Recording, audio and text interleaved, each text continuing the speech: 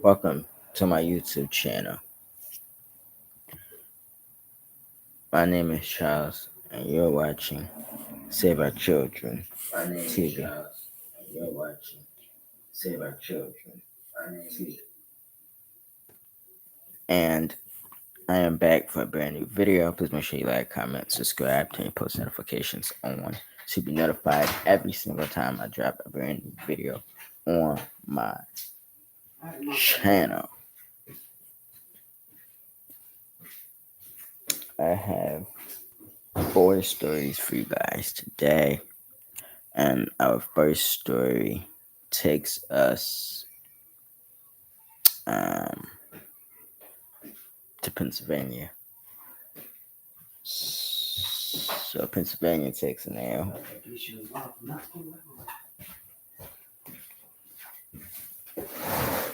Why is stuff all on the floor? Hello?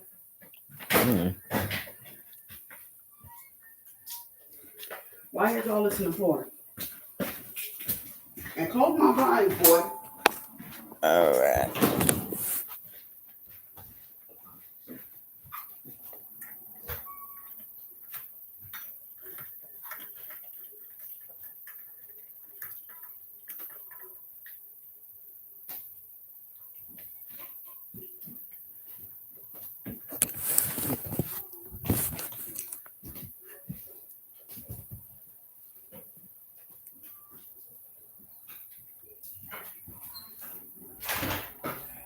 Last night I told you not to stay up all night long.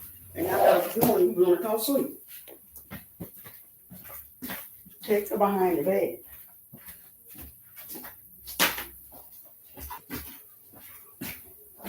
I know you heard me. I'm in the shower. Do not stay up all night. Go to bed. No. I'm going to need to breathe. Everybody is gone.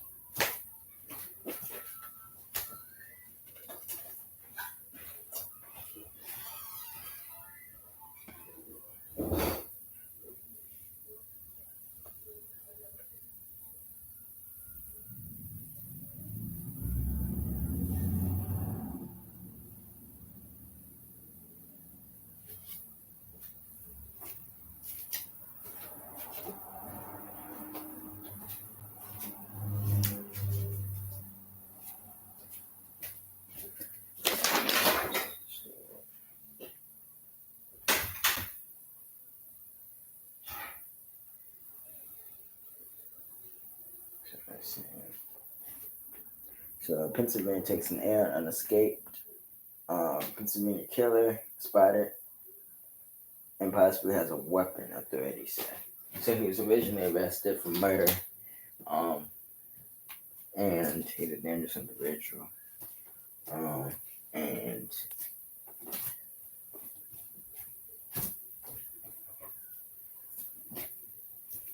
before I read the article, I just want to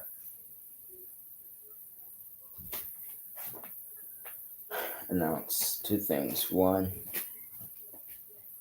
yesterday was the anniversary of 9/11, which was 9/11/23, which marked 22 years. And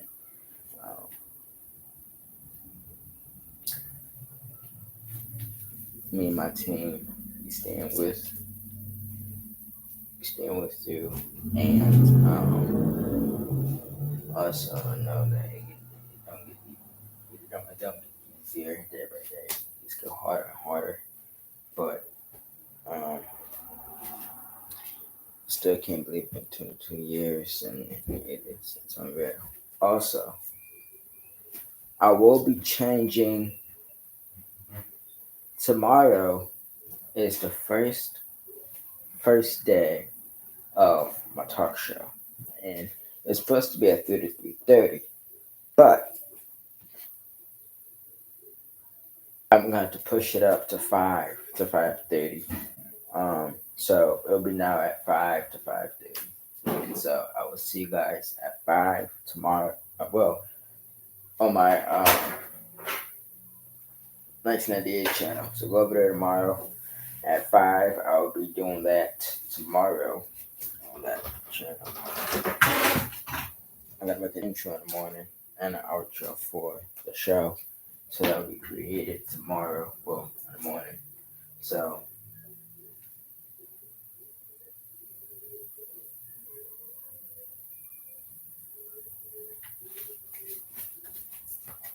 a Pennsylvania killer who escaped from prison nearly 2 weeks ago has been spotted again, this time with authorities weighing he is possibly armed with a weapon.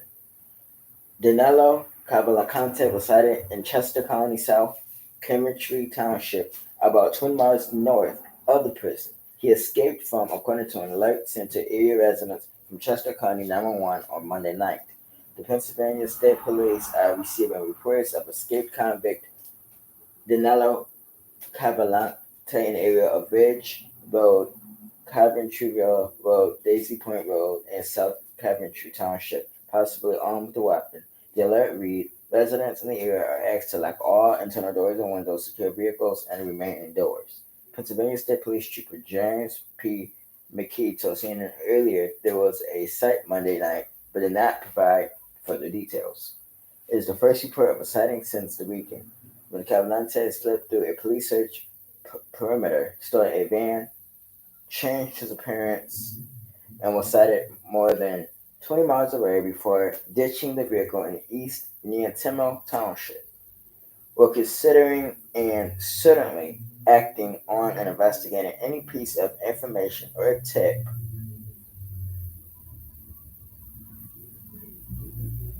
that we receive. Pennsylvania State Police Lieutenant Cole George Bivens, said in a news conference Monday afternoon, noting the reward for information needed to Cavalcante's capture had been raised to $25,000. The developments in this weekend dramatically altered the search, which had focused since Cavalcante's August 31st escape on the area immediately surrounding the Chester County Prison, about 30 miles west of Philadelphia, where no one was being held without his conviction last month of first-degree murder.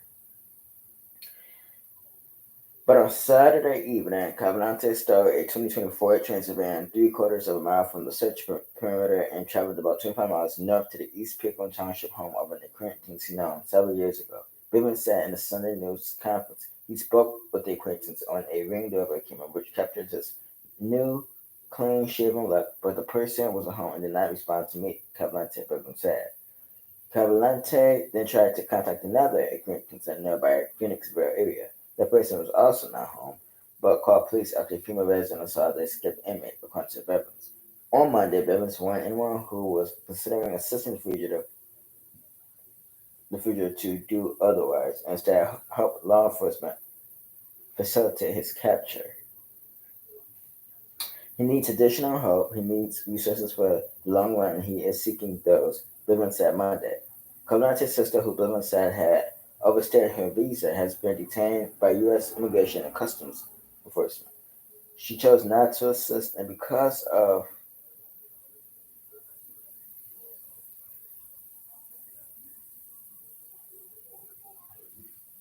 she chose not to assist, and because of being in an overstay status, she has been entered into a deportation proceeding and is being detained at this time, Bivens said. She has failed to cooperate, and so there has nobody in law enforcement keeping her here at this point, he said. Ilani Cavalcante testified in the murder trial of her brother, according to Chester County officials. Cavalcante fled Chester County Prison within days of being sentenced to life without parole for the murder of his former girlfriend, 33-year-old Deborah Brando. He left by crab walking between two walls, scaling a fence, and traveling across razor wire, putting the community on edge and shutting schools as he repeatedly evaded capture. Cavalcante's time on the run has likely exceeded to the expectations of investigators. CNN Chief Law Enforcement and Intelligence Analyst John Miller said most escaped prisoners are captured within 24 hours and most of them within 2 miles, he said.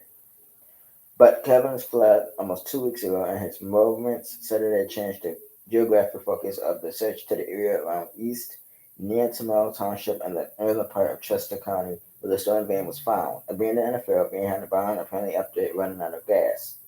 You also have to remember the stakes are different for him.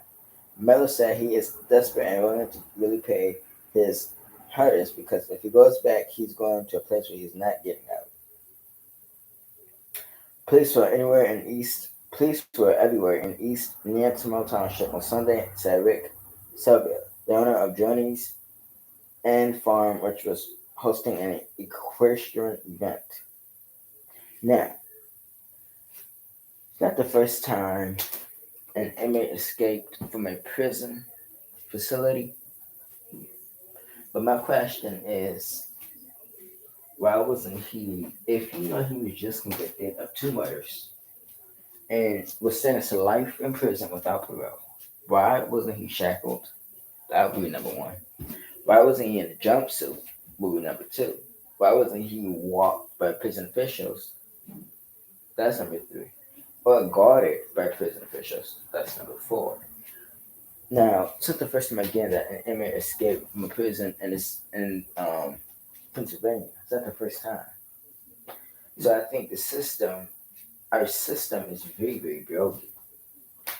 And these prison officials needs to be trained because you're not doing your duty correctly. He should never been alone outside of the walls of the prison.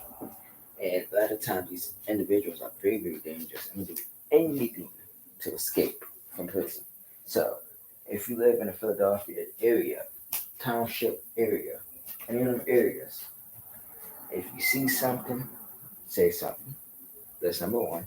And number two, if you see him walking, even if you don't see him walking, lock your doors, call the police if you see him. He's very armed and dangerous.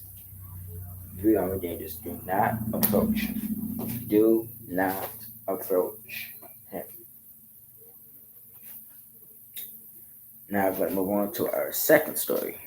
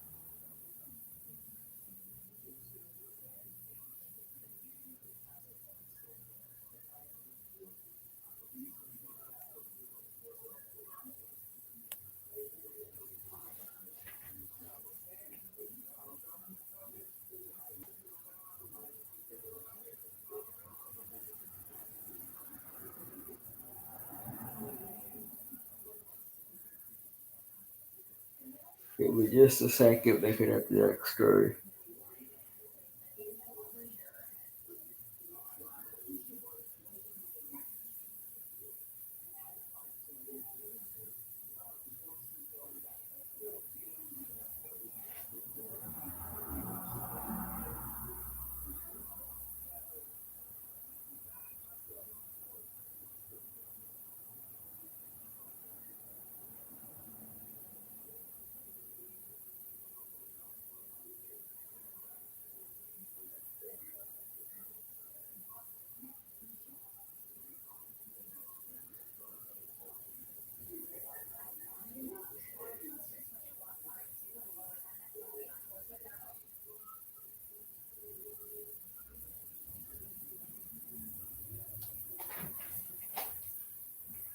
All right.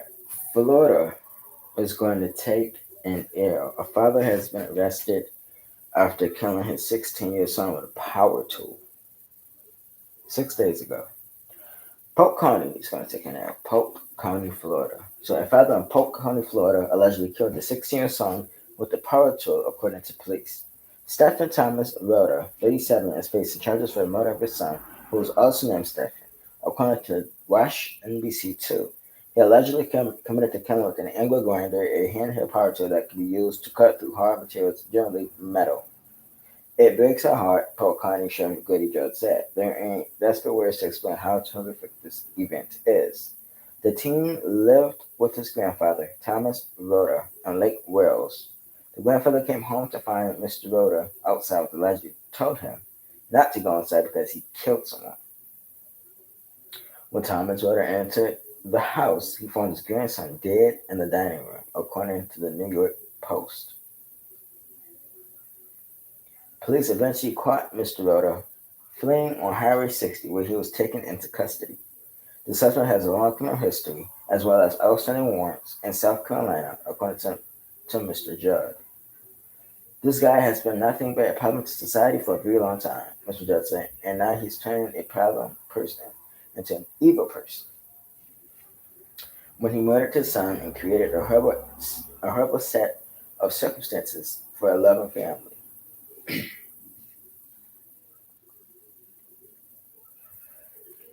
Mr. Judd said the teen was just about to start a job at Burger King before he was murdered.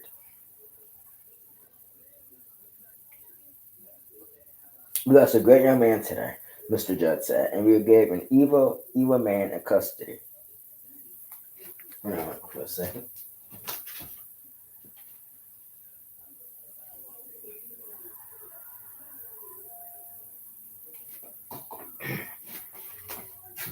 We lost a great young man today, Mr. Judd said, and we got an evil man in custody, and we're going to do our best to see he spends the rest of his life in prison. The team reportedly helped his grandparents at their home. His grandmother was recovering in rehab, and he picked up chores around the house. He was hoping to save up to buy a car, according to Mr. Judd.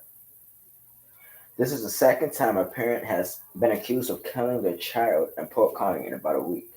On the 27th of August, Brandy Hutchins, 43, killed her two children before dying as a result of suicide. She was embroiled in a custody dispute prior to the murder. I can remember it happened twice in 8 days, Mr. Judd said. There's no words to explain that. Police are still trying to determine a motive. And I talked about that story on this channel. And if you have not seen that video, I urge you to go and see that video. And my closing thoughts about this particular story is that what makes a father so mad that he get a power tool and kill his child, his own flesh and blood? What makes him so mad? What would have been the reason to even do that in the first place?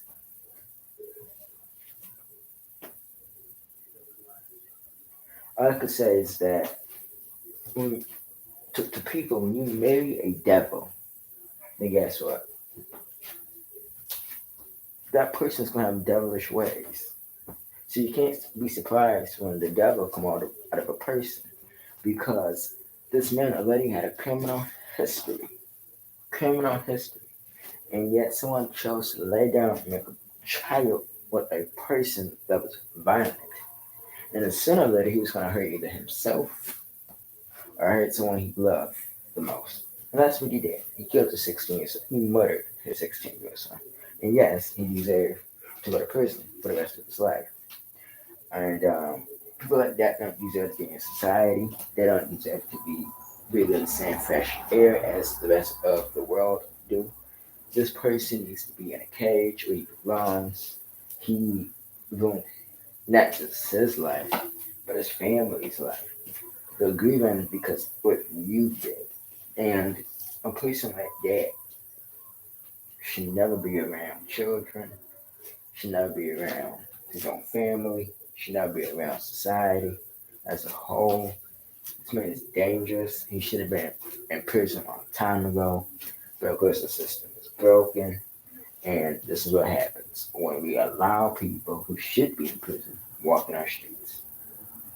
So, condolences to the 16-year-old and to the family and the community of Florida, and to his father. Hell awaits you. And the place you're going when you're convicted, they're going to use you to no other. You'll be trying to girlfriend in prison. Let's move on.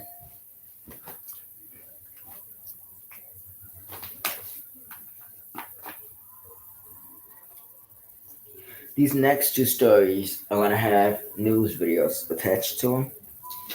So let's start with the first story. Let me look it up.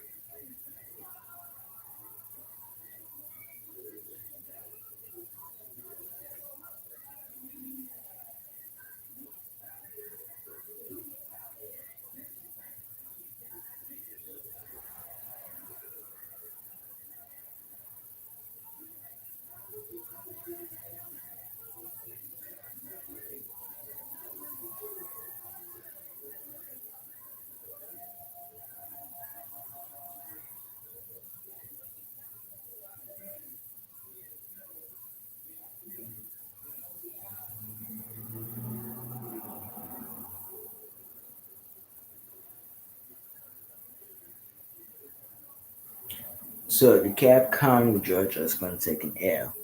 His father is going to take an L, who's been arrested. I am on the Atlanta Journal Constitution, and a Cobb County father is arrested after his 1-year-old finds a loaded gun and kills himself after shooting himself in the head, police say. And it's not the first time I covered the story on this channel where children have access to guns. And in my opinion, I don't think some people should have guns if they can't monitor their own guns. Now,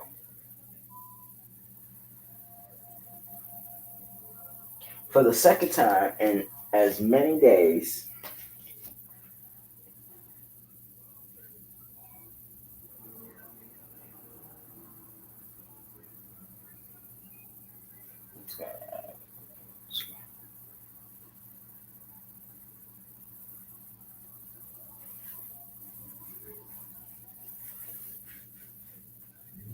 so doctor speaks on gun safety after two kids accidentally shoot themselves. Father arrested for murder. So this happened on September 7th in Cobb County, Georgia. The silence of Tuesday night was broken by a gunshot and sirens. Cobb County first responders arrived at an apartment complex off of White Tucker Road and found a 1-year-old child who had been shot in the head. Based on preliminary information, it indicates the child was able to get their hands on the handgun and accidentally shoot themselves, says Cobb County Police PIO Aaron Wilson. The child's father, Conrad Carrington Clark, was arrested and charged with manslaughter, reckless conduct, and possession of a firearm by a felon. Again, he should never had a gun. He was a convicted felon. This is the second child killed similarly this week. On Monday, a 7-year-old boy was shot in the head after finding a loaded gun in the car. His father was inside the nearby convenience store. That might be the story I was supposed to do. The boy's father, 42, Dante Dodge, was arrested on charges of second-degree murder and 2 counts of second-degree cruelty to children. There are preventable injuries and deaths, Dr. Ann Andrews said. Dr. Andrews is a pediatrician and a member of Every Time, an organization dedicated to stopping gun violence. Every year in this country, over 350 kids under the age of 15 are shot by an unsecured firearm. Dr. Andrews said there are unintentional shootings, meaning a child gained access to an unsecured firearm and intentionally pulled the trigger. Dr. Andrew says the responsibility for keeping kids safe falls on the parents. And I agree. We can all start doing something today that's securely storing our firearms, keeping them locked, unloaded, and separate from ammunition. Dr. Andrews says it's the adults' gun owners' responsibility to ensure children do not gain access to unsecured firearms. Every time tracks intentional shootings by children online, which you can look at here. And here is the news video. Give me just a moment so I can look it up.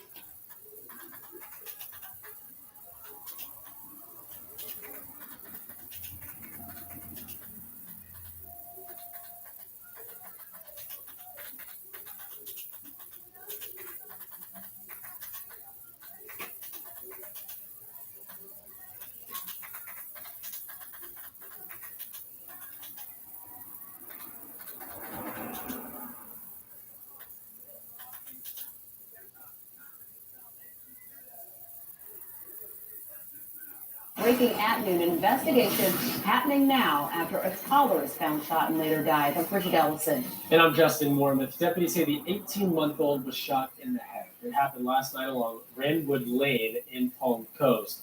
Flagler County deputies went to the home just before midnight when they received a 911 call. Let's get out to News 6's Eric.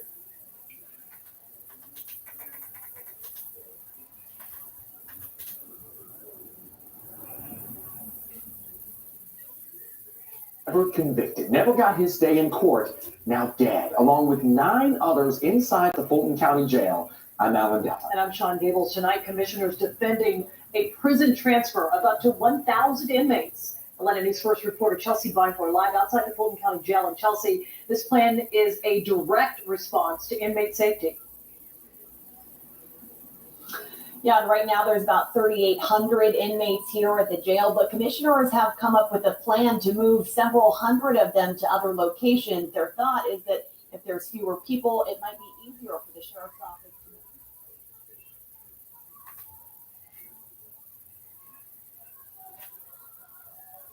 to newsroom. A baby's life is taken by a bullet in Cobb County. Police tell us they found a 1-year-old boy shot at an apartment in Marietta yesterday evening. Emergency responders tried to save the baby's life. He died from his injuries at Keystone Hospital. 30-year-old Conrad Clark right now being charged with involuntary manslaughter and reckless conduct. We'll have more on that story both on air and online. Very sad breaking news.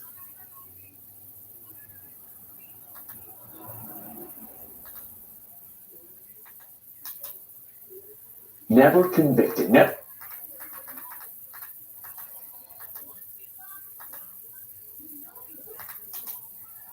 The 34-year-old died in his jail cell last month. Okay.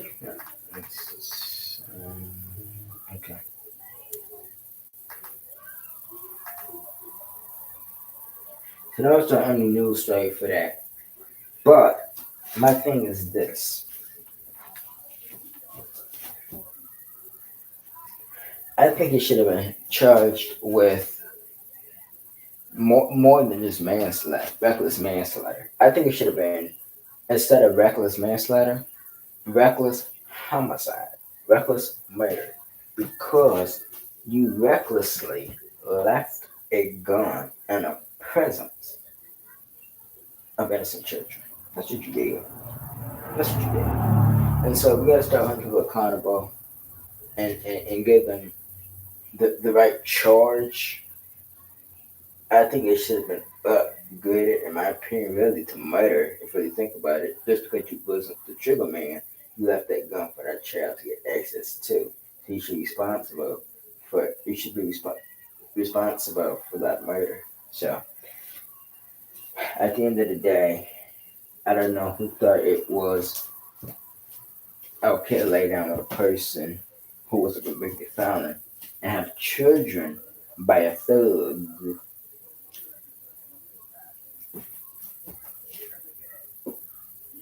Because clearly he's a convicted felon, 1, and 2, he's a reckless individual. So if he's reckless against your child, in fact, if he's reckless against himself, then you can't be surprised if he's reckless against your child. And your child lost his life because of this individual. And so women gotta start taking their and their children's lives seriously. Take it seriously. You know this man was not good for you. And you still lay down and had a child by this man. And he ended up causing your child to lose his life. Or ended up causing your child to lose his life. And so we gotta make a better decision when it comes to dating, because you can be dating a serial killer and not even know it. You could be dating a registered pedophile and not know this. You could be dating a registered child abuser and not know this. You could be dating a convicted felon who was in prison multiple times and not even know it. So you gotta do your homework. So I'm saying, do your homework, do your research before you get involved with a person, because you never know how they will turn out in the future. You may think they're cool in the past, but you never you can't conduct the future, so you don't know. All right, and our last story, condolences to that child, by the way, and to the family. That is so crazy and tragic. Our last story is a story that FC was talking about today on his channel. Also, it'll be on Thursday. Government, because he's talking about a lot of he talked about 7 stories on his channel right now, and there's more stories that he's talking about that I am going to write down and talk about myself on my platform to spread the awareness. So stay tuned for that video on Thursday. It's gonna be crazy. So I'm gonna say now, Gilly Matrix. Let's see what this is about.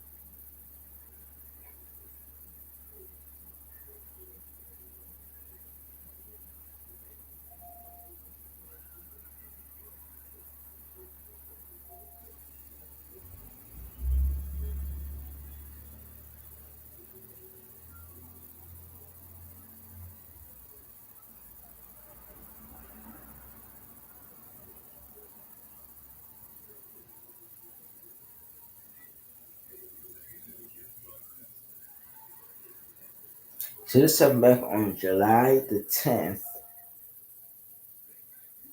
or July the 12th of this year. So let's talk about it. There's a lot of stories on that I don't talk about because it's just hard to research stories nowadays.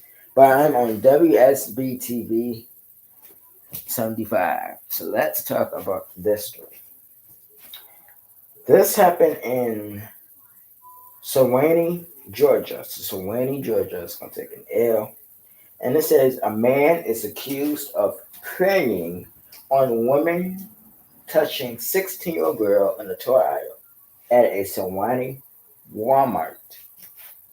Let's talk about it. A man accused of preying on women at a Gwinnett County Walmart is also accused of touching a girl inappropriately in the toy aisle. Channel 2's Gwinnett County Bureau Chief Matt Johnson was in Sewanee where police said they had to chase a suspect in the store. This doesn't surprise me that it happens. I'm sure it happens a lot, shopper Teresa Button said. Button said she knows what it's like to be a victim of shopping because she said somebody once took an upskirt photo of her in another state. All of a sudden, he just stands there and he just puts the phone right under my skirt, Button said. It's the same thing that Swanee police said happened to another woman at a Walmart on Lawrenceville, Swanee Road in Swanee on Friday. You're violated, you're disrespected, Buttons explained. Swanee police says the violence video from the clothing section captured 33-year-old Gary Moultrie approaching and touching a woman. Police said the video shows him putting his phone underneath one woman's skirt. If I saw a man that close to me and I was shopping, I would probably turn around and stare at him. Maybe they just didn't even realize he was there, said shopper Sharon Sullivan. A 16-year-old girl who also told police that Moultrie smacked her rear end in the toy aisle. When police showed up at around 1:30 p.m. in the afternoon, they said Moultrie destroyed his phone and ran. Officer used a taser on him in the store before they arrested him. These days, you can't be too careful, Sullivan said. Button says she never found out what happened to the person who preyed on her after she reported it to the police in Florida. She says she hopes the suspect isn't able to target anyone else. I hope that they prosecute because this is not another thing. They grab them and let them go so they go back and do it again, Button said. Moultrie faces several felonies and is being held in jail without bond. So let's talk. Let's play the article. Okay, let's play the article, and then I'll give you my closing thoughts.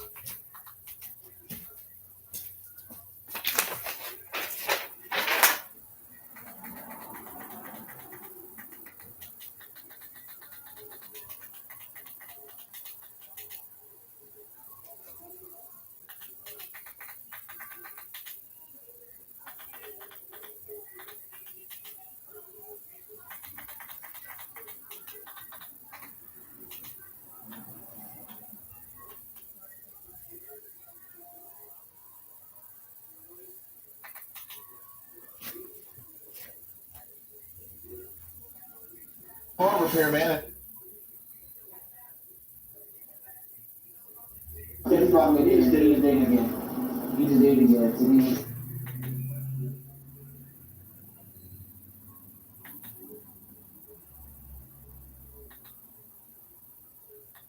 Actually, I do know this story. I actually watched the Law and Crime Network when they showed. Sometimes like the news throughout the video.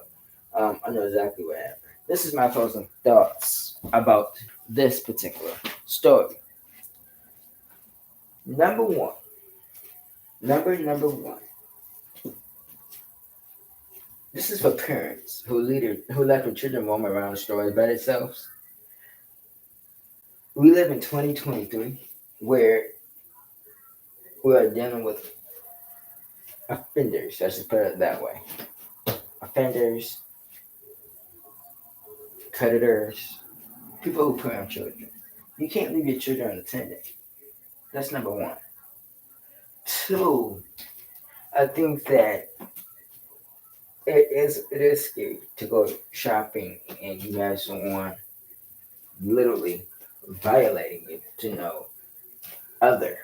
And I think that if the system take these crimes seriously and convict people like that and put them in prison for life, then we will cut we'll cut at least a third down on these cases. There's so many people out here that are committing these outrageous crimes against people in these stores, against children in stores, and the prosecution is only giving them 10 or 15 years in prison. But that's not going to solve the issue. Because at the end of the day, 10 or 15 years is not going to change a person. So, we kind of dropped the ball. We dropped the ball. And we can't do that. We cannot do that. We cannot drop the ball. We cannot allow people to be treated like that in public. And, we just gotta be aware of our surroundings in public. This happens all the time. It just don't happen in Florida. It just don't happen in, in different states and cities. It happens all over. One thing though, it's never reported. Most of these cases are never reported because guess what? People know that if you report this case, that's what's gonna happen. The person who is offending the person is not gonna really get prison time. So why report it if nothing's really gonna happen where these victims are getting true justice? So I think we gotta start changing some type of law or like make it to where if you do that to people in public, that automatically that should be a 30-year sentence in prison, plus any other additional time you get if you resist arrest, if you violate probation, if you do any X amount of crimes after that. You gotta start holding people accountable for their actions and giving them petty time for serious crimes, not the answer. And what's embarrassing about this story is that dude was black. And he did this. He committed this crime as a black man. And we're already dealing with black statistics. We're already dealing with racism against black people as it is. We're dealing with police beating black people as it is, killing black people, doing the worst to black people. And so we gotta be the ones to stand up and end this stuff against our children.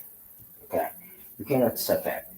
And if you see it in public, in my opinion, if you see this type of stuff happening and you don't report it, you don't tell us, you just us guilty for not reporting it. And you should be locked up for standing by and allowing it to happen. I think it's time for people to start speaking. And if you see stuff like that, you need to report it, talk to someone, and report it. Don't stand by, don't continue to let it happen, don't go and record it and get views. Crimes like this can put an effect on someone's mental stability. They can have anxiety. They can want to commit the S word. And there's a lot of things that can trigger a mind when things like this is not reported. So it's up to us to get the job done. Report stuff like this if you see it, because you are a hero if you report it. And the victim is definitely a hero because that victim will look up to you and say thank you for helping me. So we gotta lean on each other at times like this, and stepping over a place. And I think there needs to be a stiffer penalty about this type of stuff. And if we continue throwing a book and give somebody 10 years, that's gonna change the issue. 10 years is not enough for groping someone. They're not going to learn in 10 years. So you got to give them harsher penalties. Thank you guys so much for watching today's video. I hope you have a great night. And I will see you guys on Thursday. Peace. Make sure you like, comment, subscribe. Hit the notification bell. Hit this red subscribe button. Thank you.